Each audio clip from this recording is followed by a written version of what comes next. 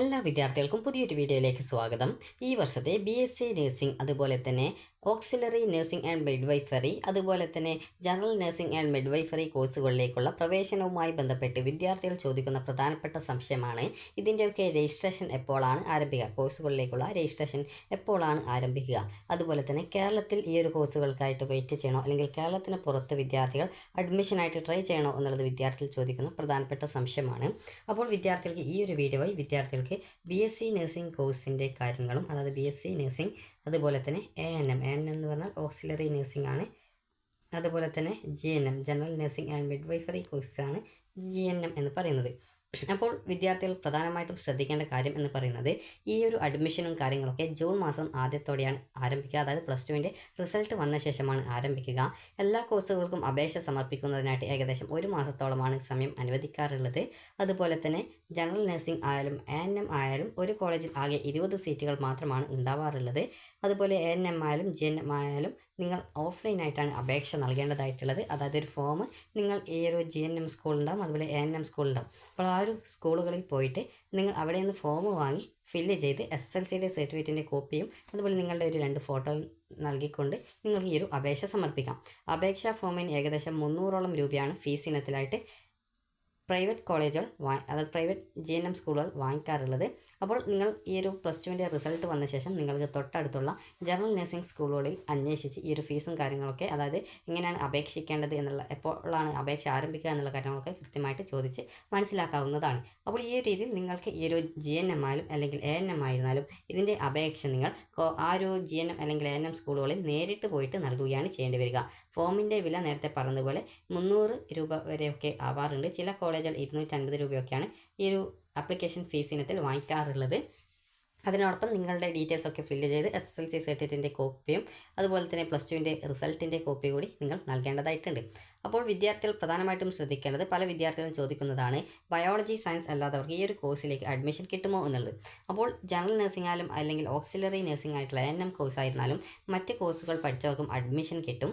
എന്നാൽ പ്രത്യേകം ശ്രദ്ധിക്കേണ്ടത്, ബയോളജി സയൻസ് പഠിച്ച വിദ്യാർത്ഥികൾക്ക് ആയിരിക്കും കൂടുതൽ പ്രയോറിറ്റി ഈ ഒരു കോഴ്സുകളിലേക്കുള്ള അഡ്മിഷനായിട്ട് ഉണ്ടാവുക. അപ്പോൾ അതുകൊണ്ട് തന്നെ വിദ്യാർത്ഥികൾ ശ്രദ്ധിക്കേണ്ട കാര്യം, നിങ്ങൾ കൃത്യമായിട്ട് അത് കോളേജിൽ അന്വേഷിക്കുക. അതായത് ഈ ഒരു ബയോളജി സയൻസ് പഠിച്ച വിദ്യാർത്ഥികൾക്കായിരിക്കും കൂടുതൽ പ്രയോറിറ്റി ഉണ്ടാവുക. കാരണം ഈ ഒരു GNM സ്കൂൾ അല്ലെങ്കിൽ ANM സ്കൂളിൽ ഈ ഒരു 20 സീറ്റ് വേക്കൻസി ഉണ്ടാകുമെന്ന് നിങ്ങളോട് പറഞ്ഞു. അപ്പോൾ ഒരു കോളേജിൽ ഈ ഒരു 20 സീറ്റ് മാത്രമേ വേക്കൻസി ഉണ്ടാവുള്ളൂ എന്നുള്ളത് കൊണ്ട് തന്നെ അവിടേക്ക് ആപ്ലിക്കേഷൻ ക്ഷണിക്കുന്ന സമയത്ത് ഏകദേശം അതായത് 100-200 അപേക്ഷകളൊക്കെ സ്വീകരിക്കും. അപ്പോൾ അങ്ങനെ സ്വീകരിക്കുന്ന സമയത്ത് വിദ്യാർത്ഥികളുടെ ഒരു റാങ്ക് ലിസ്റ്റ് തയ്യാറാക്കും.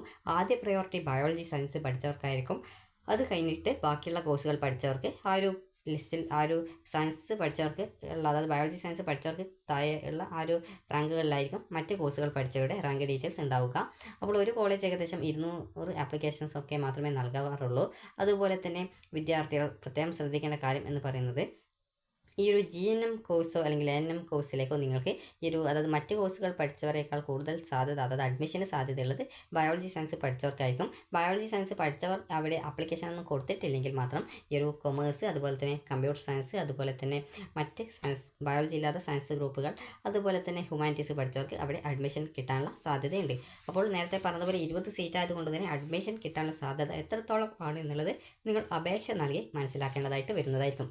അപ്പോൾ ഈ ഒരു GNM ANM അതിൻ്റെ അപേക്ഷ ആരംഭിക്കുന്നത് ഈ ഒരു ജൂൺ മാസത്തോടെ, അതായത് നിങ്ങളുടെ +2ൻ്റെ റിസൾട്ട് വന്ന ശേഷമായിരിക്കും. അതുകൊണ്ട് തന്നെ നിങ്ങൾ കൃത്യമായിട്ട് തൊട്ടടുത്തുള്ള ഈ ഒരു ഗവൺമെൻറ് അല്ലെങ്കിൽ പ്രൈവറ്റ് കോളേജുകളിലൊക്കെ കൃത്യമായിട്ട് നിങ്ങൾ ഈ ഒരു അഡ്മിഷൻ നടപടികൾ എപ്പോഴാണ് ആരംഭിക്കുക, അതുപോലെ തന്നെ റാങ്ക് ലിസ്റ്റ് എപ്പോഴാണ് എന്നുള്ളത് കൃത്യമായിട്ട് ചോദിച്ച് മനസ്സിലാക്കുക. ഇങ്ങനെ റാങ്ക് ലിസ്റ്റ് അവർ തയ്യാറാക്കുകയും പിന്നീട് റാങ്ക് ലിസ്റ്റിൻ്റെ മുൻഗണനാക്രമം അനുസരിച്ച് അതായത് മുൻഗണനയിൽ ഉള്ള വിദ്യാർത്ഥികളെ ആദ്യം ഇൻ്റർവ്യൂവിനായിട്ട് ക്ഷണിക്കും. അതിനുശേഷം അവരുടെ സർട്ടിഫിക്കറ്റും കാര്യങ്ങളൊക്കെ വെരിഫൈ ചെയ്ത ശേഷം അവർക്ക് അവിടെ അഡ്മിഷൻ ആഗ്രഹിക്കുന്നുണ്ടെങ്കിൽ അഡ്മിഷൻ നൽകുകയാണ് ചെയ്യുക. ചില വിദ്യാർത്ഥികൾ ഈ ഒരു മറ്റ് എഞ്ചിനീയറിംഗ് അല്ലെങ്കിൽ മറ്റ് കോഴ്സുകൾക്ക് കിട്ടുന്ന സാഹചര്യത്തിൽ ഈ ഒരു കോഴ്സിൽ അഡ്മിഷൻ നേടാനായിട്ടും നോക്കാറില്ല. അപ്പോൾ അതുകൊണ്ട് തന്നെ എല്ലാ വിദ്യാർത്ഥികൾക്കും താല്പര്യമുണ്ടെങ്കിൽ ഇതിന് അപേക്ഷ സമർപ്പിക്കാവുന്നതാണ്. അതുപോലെ തന്നെ കേരളത്തിൽ ഗവൺമെൻറ്റിൻ്റെ GNM കോഴ്സ് പഠിപ്പിക്കുന്ന GNM സ്കൂളുകൾ ഏകദേശം 14 ആണ് ഉള്ളത്. അപ്പോൾ ആ ഒരു കോളേജുകളിലേക്ക് നിങ്ങൾക്ക് അഡ്മിഷൻ നേടണം എന്നുണ്ടെങ്കിൽ നിങ്ങൾക്ക് നിങ്ങളുടെ തൊട്ടടുത്തുള്ള ഏതെങ്കിലും GNM സ്കൂളുകളിൽ പോയി നിങ്ങൾക്ക് എല്ലാ സ്കൂളുകളിലേക്കും നിങ്ങൾക്ക് ഈ ഒരു അപേക്ഷ സമർപ്പിക്കാൻ സാധിക്കും. ഒരു അപേക്ഷയിൽ തന്നെ ഓപ്ഷൻ സെലക്ട് ചെയ്യുകയാണ് ചെയ്യേണ്ടത്. അങ്ങനെ നിങ്ങൾക്ക് നിങ്ങളുടെ അപേക്ഷ സമർപ്പിക്കാനായിട്ട് സാധിക്കുന്നതാണ്. അതുപോലെ പ്രൈവറ്റ് GNM സ്കൂളുകൾ ആണെങ്കിൽ നിങ്ങൾ നേരിട്ട് പോയിട്ട് തന്നെ ആപ്ലിക്കേഷൻ നൽകേണ്ടതായിട്ട് വരുന്നത് ആയിരിക്കും. ഇനി നമുക്ക് BSc നഴ്സിംഗ് കോഴ്സിൻ്റെ കാര്യം പറയാം. BSc നഴ്സിംഗ് കോഴ്സ് ആണെങ്കിൽ, അതായത് ഈ ഒരു BSc നഴ്സിംഗ് കോഴ്സ് ആണെങ്കിൽ BSc നഴ്സിംഗ് കോഴ്സിന് നിങ്ങൾക്ക് നിലവിൽ കേരളത്തിൽ അഡ്മിഷൻ നടത്തുന്നത് LBS സെൻറ്റർ മുഖേനയാണ്. അപ്പോൾ LBScenter.in എന്നുള്ള വെബ്സൈറ്റ് വഴി നിങ്ങൾക്ക് ഈ ഒരു ജൂൺ മാസത്തോടെ ഈ ഒരു അപേക്ഷകൾ സമർപ്പിക്കാൻ സാധിക്കും. 30 ദിവസമാണ് അപേക്ഷ സമർപ്പിക്കാൻ വിദ്യാർത്ഥികൾക്ക് അനുവദിക്കുന്ന സമയം. അപ്പോൾ ആ ഒരു സമയത്തിനുള്ളിൽ വിദ്യാർത്ഥികൾ അപേക്ഷ സമർപ്പിക്കേണ്ടതായിട്ടുണ്ട്. അപ്പോൾ ഏകദേശം 800 രൂപയോളമാണ് വിദ്യാർത്ഥികൾക്ക് ആപ്ലിക്കേഷൻ ഫീസായിട്ട് ഈ ഒരു LBS മുഖേന BSc നഴ്സിംഗ് കോഴ്സിലേക്കുള്ള അപേക്ഷ സമർപ്പിക്കുന്നതിനായിട്ട് ആവശ്യമായിട്ട് വരിക. BSc നഴ്സിംഗ് കോഴ്സിലേക്ക് അഡ്മിഷൻ കിട്ടുക ബയോളജി സയൻസ് പഠിച്ചവർക്ക് മാത്രമാണ്. മറ്റ് സയൻസ് ഗ്രൂപ്പുകാർക്കോ അല്ലെങ്കിൽ ബയോളജി സയൻസ് എന്ന് പറയുമ്പോൾ നിങ്ങൾ പഠിച്ചതിൽ ബയോളജി, അതുപോലെ കെമിസ്ട്രി, ഫിസിക്സ് എന്നിവ ഉണ്ടായിരിക്കണം എന്നുള്ളതാണ്. അപ്പോൾ ബയോളജി, ഫിസിക്സ്, കെമിസ്ട്രി എന്നിവ വിദ്യാർത്ഥികൾക്ക് പഠിച്ചിട്ടുണ്ടെങ്കിൽ മാത്രമാണ് ഈ ഒരു BSc നഴ്സിംഗ് കോഴ്സിലേക്കുള്ള പ്രവേശനത്തിനായിട്ട് അപേക്ഷ സമർപ്പിക്കാൻ സാധിക്കുക. നിലവിൽ കേരളത്തിൽ BSc നഴ്സിംഗ് കോഴ്സുകൾക്ക് അഡ്മിഷൻ നടത്തുന്നത് ഈ ഒരു LBS സെൻറ്റർ മുഖേനയാണ്. അതുപോലെ തന്നെ വിദ്യാർത്ഥികൾക്ക് AMCS FNCK, അതായത് AMCS FNCK, അതുപോലെ തന്നെ PNC MAC എന്നിങ്ങനെയുള്ള വെബ്സൈറ്റുകളുണ്ട്. PNCMAC.in, അതുപോലെ തന്നെ AMCSFNCK.com എന്ന് പറഞ്ഞുകൊണ്ടാണ് വെബ്സൈറ്റ് ഉള്ളത്. അപ്പോൾ ഈ ഒരു വെബ്സൈറ്റുകൾ വഴി നിങ്ങൾക്ക് ഈ ഒരു അപേക്ഷ BSc നഴ്സിംഗ് കോഴ്സിലേക്കുള്ള ഈ ഒരു അപേക്ഷ ഈ ഒരു വെബ്സൈറ്റുകൾ കൂടി നൽകാൻ സാധിക്കും. അതായത് LBScenter.in, അതുപോലെ തന്നെ AMCSFNCK, PNCMAC.in എന്നിങ്ങനെയുള്ള വെബ്സൈറ്റുകൾ വഴി നിങ്ങൾക്ക് അപേക്ഷ സമർപ്പിക്കാം. LBS വെബ്സൈറ്റ് എന്ന് പറയുന്നത് കേരള ഗവൺമെൻറ്റിൻ്റെതാണ്. കേരള ഗവൺമെൻറ്റിൻ്റെ വെബ്സൈറ്റ് വഴി നിങ്ങൾക്ക് ഈ ഒരു സ്വകാര്യ നഴ്സിംഗ് കോളേജുകളിലേക്കും അതുപോലെ ഗവൺമെൻറ് നഴ്സിംഗ് കോളേജുകളിലേക്കുമുള്ള അപേക്ഷകൾ സമർപ്പിക്കാം. അതുപോലെ തന്നെ ഈ ഒരു നഴ്സിംഗ് കൂടാതെ മറ്റ് കോഴ്സുകളിലേക്കുള്ള പ്രവേശനത്തിനായിട്ടും LBS സെൻറ്റർ മുഖേന തന്നെ ആ ഒരു സമയത്ത് നിങ്ങൾക്ക് ഓപ്ഷനുകൾ നൽകാൻ സാധിക്കും. അതുപോലെ തന്നെ AMCSFNCK എന്ന് പറഞ്ഞാൽ ക്രിസ്ത്യൻ മാനേജ്മെൻറ്റ് കോളേജുകളുണ്ട്. അപ്പോൾ അങ്ങനെയുള്ള കോളേജുകളുടെ അസോസിയേഷനാണ് ഈ ഒരു ക്രിസ്ത്യൻ കോളേജുകളിലേക്കുള്ള അലോട്ട്മെൻറ്റ് നടപടികൾ നടത്തുന്നത്. അപ്പോൾ അങ്ങനെയുള്ള ആ ഒരു ക്രിസ്ത്യൻ നഴ്സിംഗ് കോളേജുകളിലെ 50% സീറ്റ് ഗവൺമെൻറ് LBS മുഖേനയും അതുപോലെ ബാക്കി 50% സീറ്റ് മാനേജ്മെൻറ്റ് കോളേജുകൾ AMCSFNCK വഴിയുമാണ് നടത്തുക. അപ്പോൾ ക്രിസ്ത്യൻ മാനേജ്മെൻറ്റിന് കീഴിലുള്ള കോളേജുകൾ അഡ്മിഷൻ നേടാനായിട്ട് AMCSFNCK വഴി നിങ്ങൾക്ക് വെബ്സൈറ്റ് വഴി അപേക്ഷ സമർപ്പിക്കാം. AMCSFNCK.com എന്നാണ് വെബ്സൈറ്റിൻ്റെ ആ ഒരു അഡ്രസ്സ് എന്ന് പറയുന്നത്. അടുത്തത് PNCMAC.in എന്നാണ്. Private nursing college management associations ഉണ്ടാകും. അപ്പോൾ അങ്ങനെയുള്ള അസോസിയേഷൻസിൻ്റെ കീഴിലുള്ള നഴ്സിംഗ് കോളേജുകളിലെ 50% സീറ്റ് ഗവൺമെൻറ്റാണ് LBS മുഖേനയാണ് നടത്തുന്നത്. ബാക്കി 50% സീറ്റ് PNCMAC വെബ്സൈറ്റ് വഴിയാണ്. PNCMAC.in എന്നുള്ള വെബ്സൈറ്റ് വഴിയാണ് ഈ ഒരു അപേക്ഷ സ്വീകരിച്ച് ഈ ഒരു അലോട്ട്മെൻറ്റ് പ്രോസസ്സ് നടത്തുന്നത്. അപ്പോൾ നിങ്ങൾക്ക് ഈ രീതിയിൽ ഈ ഒരു വെബ്സൈറ്റുകൾ വഴിയൊക്കെ ഇതിലേക്ക് അഡ്മിഷൻ നടത്താം.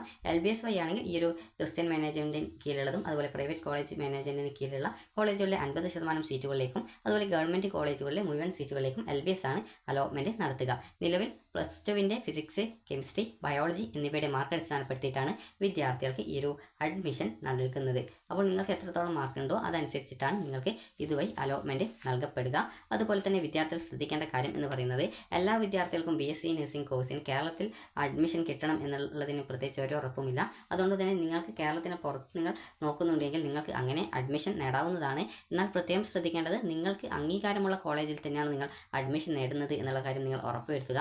ഇന്ത്യൻ നഴ്സിംഗ് കൗൺസിലിൻ്റെ, അതായത് INC-യുടെ വെബ്സൈറ്റിൽ നോക്കിക്കഴിഞ്ഞാൽ ഈ ഒരു അപ്രൂവ്ഡ് കോളേജ് ലിസ്റ്റ് നിങ്ങൾക്ക് കാണാൻ പറ്റും. അപ്പോൾ നിങ്ങൾ അഡ്മിഷൻ നേടുന്ന കോളേജുകളിൽ നിങ്ങൾ എത്രാമതായിട്ടാണ് അഡ്മിഷൻ നേടുന്നത്, ആ ഒരു കോളേജിൽ എത്ര സീറ്റ് വരെയാണ് അഡ്മിഷൻ, അതായത് ചില കോളേജിൽ 60 സീറ്റായിരിക്കും സാധാരണഗതിയിൽ അഡ്മിഷൻ നൽകാനായിട്ട് ഇന്ത്യൻ നഴ്സിംഗ് കൗൺസിൽ അനുവദിച്ചിട്ടുണ്ടാവുക. അപ്പോൾ നിങ്ങൾ എത്രാമതായിട്ടാണ് അവിടെ അഡ്മിഷൻ നേടുന്നത് എന്നുള്ളത് കൃത്യമായിട്ട് മനസ്സിലാക്കുക.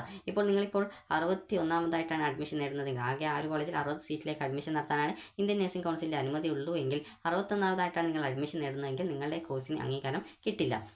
അതേസമയം നിങ്ങൾക്ക് ആ ഒരു കോളേജിൽ 60 സീറ്റിലേക്ക് അഡ്മിഷൻ നടത്താനായിട്ട് ഇന്ത്യൻ നഴ്സിംഗ് കൗൺസിലിൻ്റെ അനുമതിയുണ്ട്. എന്നാൽ നിങ്ങൾക്ക് അവിടെ അഡ്മിഷൻ കിട്ടിയിട്ടുള്ളത് ഒരു 30ാമത്തെ ആ ഒരു സീറ്റിലാണ്. അപ്പോൾ അങ്ങനെയെങ്കിൽ നിങ്ങൾക്ക് അവിടെ അഡ്മിഷൻ, അതായത് ആ ഒരു സീറ്റ് INC-യുടെ അംഗീകാരം ഉണ്ടാകും. അപ്പോൾ അതുകൊണ്ട് തന്നെ നിങ്ങൾ കൃത്യമായിട്ട് ഏത് കോളേജിൽ നിങ്ങൾ എത്രാമതായിട്ടാണ് അഡ്മിഷൻ നേടുന്നത്, അതുപോലെ തന്നെ ആ ഒരു കോളേജിൽ നിങ്ങൾക്ക്, അതായത് ആ ഒരു കോളേജിൽ നിങ്ങൾക്ക് എത്രാമതായിട്ടാണ് അഡ്മിഷൻ നേടുന്നത്, അതുപോലെ തന്നെ ആ ഒരു കോളേജിൽ എത്ര വിദ്യാർത്ഥികൾക്ക് അഡ്മിഷൻ നൽകാനായിട്ട് ഇന്ത്യൻ നഴ്സിംഗ് കൗൺസിലിൻ്റെ അനുമതി ഉണ്ട് എന്നുള്ള കാര്യങ്ങളൊക്കെ കൃത്യമായിട്ട് നിങ്ങൾ മനസ്സിലാക്കേണ്ടതാണ്.